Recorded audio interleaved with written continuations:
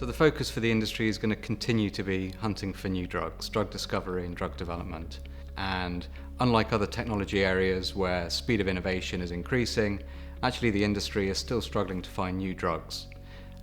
It's slowing down, it's becoming more expensive. But there's hope around the corner. We've got genome sequencing that's, through technology, is becoming much cheaper. Many years ago we predicted the $1,000 genome. Now we're talking about the $100 genome. And that's going to open up a huge body of information and data. And that, combined with AI and coming into cloud computing, and hopefully around the corner, quantum computing, is going to really open up a new field of drug discovery.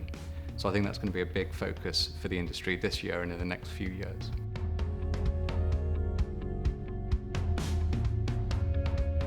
So in 2020, we're going to still see a focus on personalised medicine. I think that's being driven by, again, the huge amounts of data that's coming out and also the use of AI and other technologies. And it's going to be a really exciting field. We've seen immuno-oncology in this particular area focus, and that market's now getting quite crowded. But this year, I think, is the year for gene therapy. It's already been started, but now we're coming in and seeing new clinical trials being started this year using CRISPR technology. So it's a really exciting time technologically, but also these innovations coming through for gene editing technologies in fields of blindness, liver disease, etc. I think this is going to be a real big focus for the industry. So data privacy is a huge issue, and it's impacting this industry in its research and development activities. We're collecting patient data, we're collecting genomic data, so how do we stay compliant?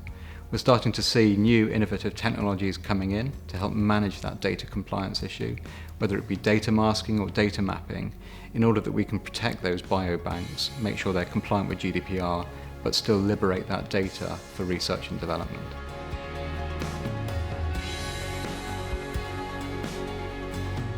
In 2020, we see the end of the transitional period for the new medical devices regulation in Europe. And the implication of that is actually how it's going to affect some of the consumable devices that we're all familiar with, and also some of our apps on our smartphones. So those that are tracking health information, fitness data, they're all going to start to come under that regulation, which means a compliance process. My fear is actually that might slow down innovation because of the cost and the burden encountered with getting that regulatory process through.